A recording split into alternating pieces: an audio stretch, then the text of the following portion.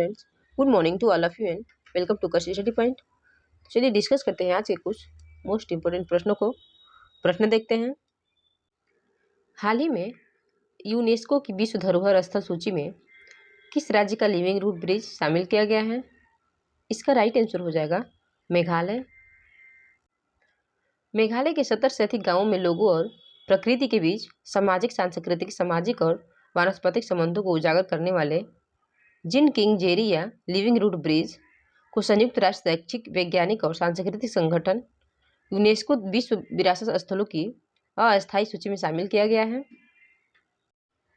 Friends, ग्रामीणों ने लगभग 10 से 15 वर्षों की अवधि में जल निकायों के दोनों किनारों पर फिकस इलास्टिका पेड़ को प्रशिक्षित करके जीवित जड़ फूलों को विकसित किया, जहां जड़ें पुल का निर्माण करती हैं। वर्तमान में राज्य के 72 गांवों में फैले लगभग 100 ज्ञात जीवित रूट ब्रिज हैं।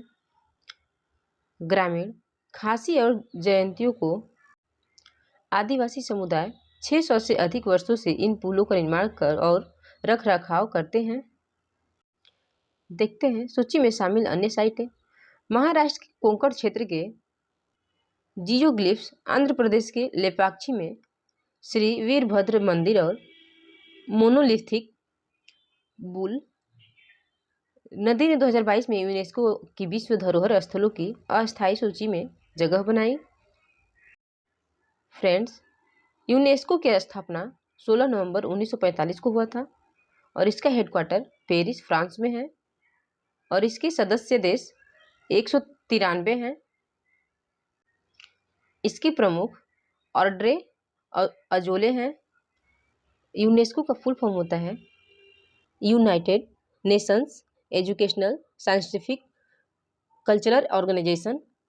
अगला प्रश्न देखते हैं। हाल ही में किस राज्य के पूर्व सीएम बीबी गुरुंग का निधन हो गया है?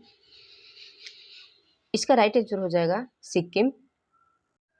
फ्रेंड्स, सिक्किम के तीसरे मुख्यमंत्री भीम बहादुर गुरुंग की सिक्किम के गंगटोक में लुमसुई में उनके आवास पर निधन हो गया।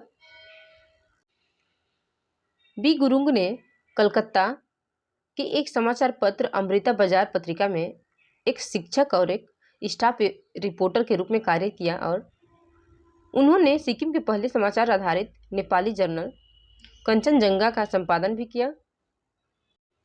फ्रेंड्स, गुरुंग ने 1947 में सिक्किम राज्य कांग्रेस पार्टी के साथ अपने राजनीतिक जीवन की शुरुआत की और बाद में 1958 में उन्हें महासचिव नियुक्त किया गया। उन्होंने 11 मई से 24 मई 1984 तक सिक्किम के तीसरे मुख्यमंत्री के रूप में कार्य किया, जो सिक्किम के इतिहास में सबसे छोटा कार्यकाल था। 2014 और 15 के बीच उन्होंने सिक्किम के सीएम के राजनीतिक सलाहकार के रूप में कार्य किए। अगला प्रश्न देखते हैं। हाल ही में 5वें बिम्स्टेक शिखर सम्मेलन में किसने आभासी रूप से भाग लिया है? इसका राइट आंसर हो जाएगा प्रधानमंत्री नरेंद्र मोदी। प्रधानमंत्री नरेंद्र मोदी वर्चुअल मोड के माध्यम से 5वें बंगाल की खाड़ी बहुक्षेत्रीय तकनीकी और आर्थिक सहयोग पहल शिखर सम्मेलन में भाग लिया है। फ्रेंड्स, बिम्स्टेक का फुल फॉर्म होता है bay of Bengal initiative for multi sector technical and economic corporation. शिखर सम्मेलन की मेजबानी श्रीलंका सरकार द्वारा की गई थी, जो बिम्स्टेक का अध्यक्ष था। शिखर सम्मेलन के समापन पर थाईलैंड ने बिम्स्टेक के अध्यक्ष राष्ट्र के रूप में पदभार संभाला। वर्ष 2022 बिम्स्टेक की स्थापना का 25वां वर्ष है। शिखर सम्मेलन का थीम्स देखते हैं। शिखर सम्मेलन का विषय एक लचीला क्षेत्र की ओर समृद्ध अर्थव्यवस्थाएं, स्वस्थ लोग रखा गया था, यानी towards a resilient region prosperous economics healthy people.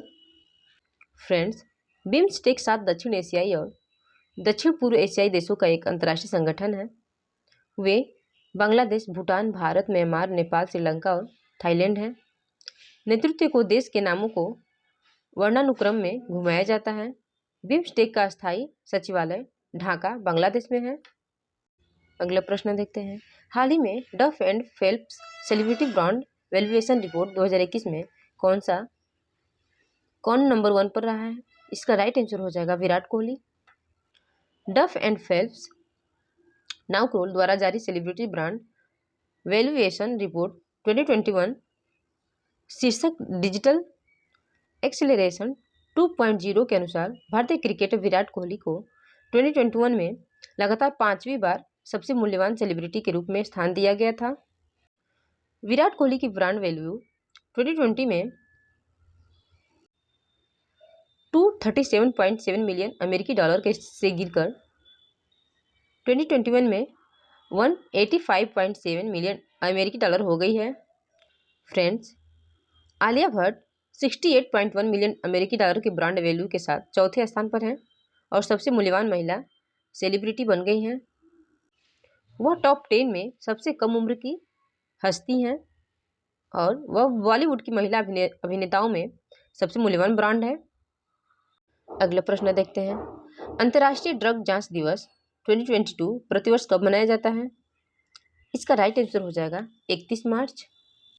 Friends, लोगों को नशीली दवाओं के बारे में शिक्षित करने और उनके प्रभावों के बारे में जागरूक करने के लिए 2017 से हर साल 31 मार्च को अंतर्राष्ट्रीय ड्रग जांच दिवस मनाया जाता है। दिन का उद्देश्य दवाओं के नुकसान में कमी की पहल को बढ़ावा देना और दवा से संबंधित जोखिमों को कम करना है।